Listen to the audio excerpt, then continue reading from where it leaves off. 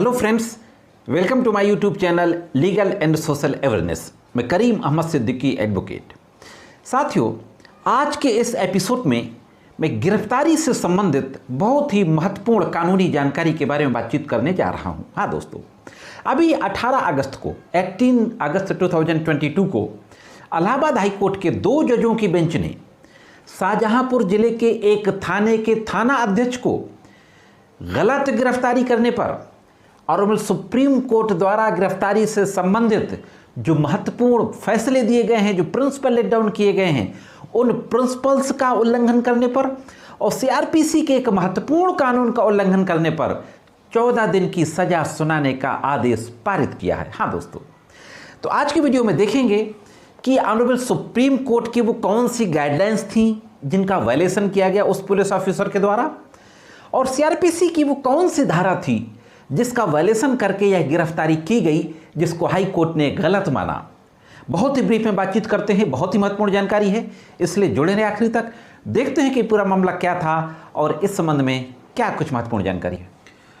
साथियों, सीआरपीसी में एक सेक्शन है 41 में कहा गया है कि वो कौन सी परिस्थितियां होंगी जब किसी व्यक्ति को बिना वारंट के गिरफ्तार किया जा सकता है, अरेस्ट विदाउट वारंट। मैंने सेक्शन 41 पे बहुत पहले शुरुआत में एक वीडियो बनाया था, मैं उसका लिंक डिस्क्रिप्शन में और आई बटन पे दे दूंगा, आप उसको डिटेल में दे सकते हैं। इसके बाद दोस्तों 2008 में सेक्शन 41 में कई अमेंडमेंट हुए और 41A, 41B, 41C और 41D ये 4 सेक्शंस ऐड किए गए अमेंडमेंट करके। मैंने सेक्शन 41A में भी एक सेपरेट वीडियो बनाया है, उस वीडियो का लिंक भी मैं डिस्क्रिप्शन में और आई बटन में दे दूंगा, आप उसको भी डिटेल में देख सकते हैं। यहां पर मैं आपको ब्रीफ में बता दूं, इस जजमेंट को जो इलाहाबाद हाई कोर्ट ने अभी किया 18 अगस्त को, इस जजमेंट को समझने से पहले हमें 41A सीआरपीसी को समझना जरूरी होगा। 41A सीआरपीसी में कहा गया कि पुलिस अधिकारी के द्वारा उस व्यक्ति को जो कि आरोपी है अपने समक्ष हाजिर होने के लिए नोटिस भेजा जाएगा। ऐसे व्यक्ति को, जिस व्यक्ति को गिरफ्तारी की जरूरत नहीं है, उसको पुलिस अधिकारी नोटिस भेजेगा कि फला जगह पर फला तारीख को हाजिर हो। अगर वह व्यक्ति हाजिर हो रहा है, नोटिस में लिखी हुई शर्तों का अनुपालन कर रहा है, तो फिर उसकी गिरफ्तारी नहीं की जाएगी।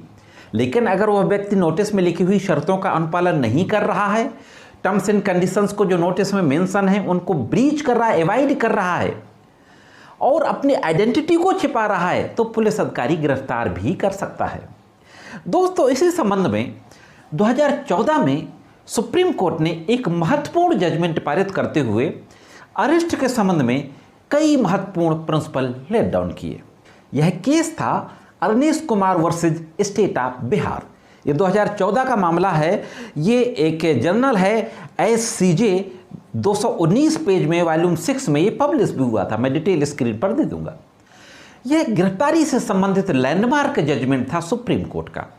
इस जजमेंट में कहा गया था कि वो कॉग्निजेबल ऑफेंसेस जिनमें 7 साल से कम की सजा है, 7 साल या उससे कम, उनमें गिरफ्तारी की जरूरत नहीं है। और अगर इन्वेस्टिगेटिंग ऑफिसर ऐसे मामलों में गिरफ्तारी करता है तो उसके रीजंस को मेंशन करना पड़ेगा। दोस्तों, हुआ क्या कि शाहजहांपुर में एक पुलिस स्टेशन है कांत। इस पुलिस स्टेशन के एक आईओ ने, जो कि उस थाने के SHO भी थे, चंदन कुमार, उस आईओ महोदय के द्वारा कुछ आरोपियों को किसी मामले में विवेचना कर रहे थे, उनको 41A की नोटिस दी जाती है और नोटिस देने के बाद फिर GD में यह एंट्री करते हुए और केस डायरी में कि यह लोग 41A में जो नोटिस में कंडीशंस लिखी हैं उनको मानने से इनकार कर दिया और यह आरोपी जो हैं मुस्लिम समाज से बिलोंग करते हैं, इनसे दंगा, सांप्रदायिक दंगा भड़कने की संभावनाएं हैं, पुरजोर संभावनाएं हैं, और यह कहते हुए अरेस्ट कर लिया गया। यह मामला सुप्रीम कोर्ट पहुंचता है। हालांकि सुप्रीम कोर्ट ने सुमोटो कॉग्निजेंस लिया और कंटेम्प्ट एप्लीकेशन क्रिमिनल नंबर 5/22 इसमें रजिस्टर्ड किया और इसकी सुनवाई की और 4 अगस्त को इसमें गिल्टी होल्ड कर दिया उस इन्वेस्टिगेटिंग ऑफिसर को, पुलिस ऑफिसर को।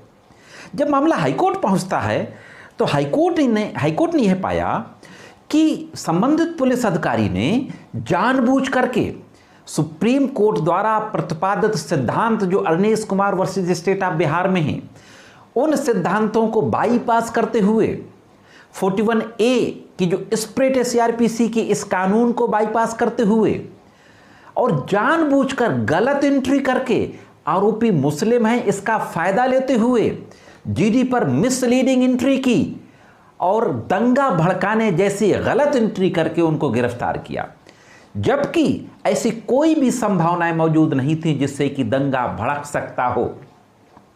यह भी कहा गया हाईकोर्ट के द्वारा कि इनके खिलाफ तो रिपोर्ट भी नहीं लिखी गई थी जब तक सीनियर ऑफिसर्स ने इंटरवीन नहीं किया। इस तरीके से 4 अगस्त को हाईकोर्ट ने इस पुलिस ऑफिसर को इस मामले में कंटेम्प्ट का दोषी पाया। सुप्रीम कोर्ट के निर्णय को ना मानने के लिए, जो कि कहा ऑनरेबल हाईकोर्ट के द्वारा, यह कहा गया कि आर्टिकल 141 इंडियन कॉन्स्टिट्यूशन के तहत जो भी सुप्रीम कोर्ट के निर्णय होते हैं वो सारी कोर्ट्स पे बाइंडिंग हैं, मजिस्ट्रेट पे भी बाइंडिंग है और हाई कोर्ट और सेशन कोर्ट पे भी बाइंडिंग है, तो पुलिस ऑफिसर भी उनको मानने के लिए बाध्य है।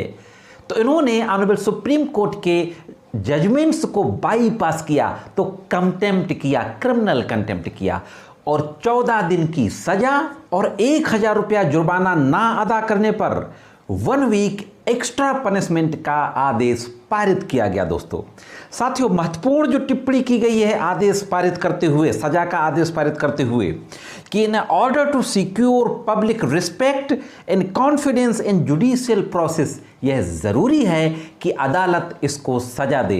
हालांकि उस पुलिस ऑफिसर के द्वारा माफ़ी मांगी गई थी, लेकिन माफ़ी को हाईकोर्ट के द्वारा स्वीकारा नहीं गया। तो यह थी दोस्तों एक महत्वपूर्ण जानकारी।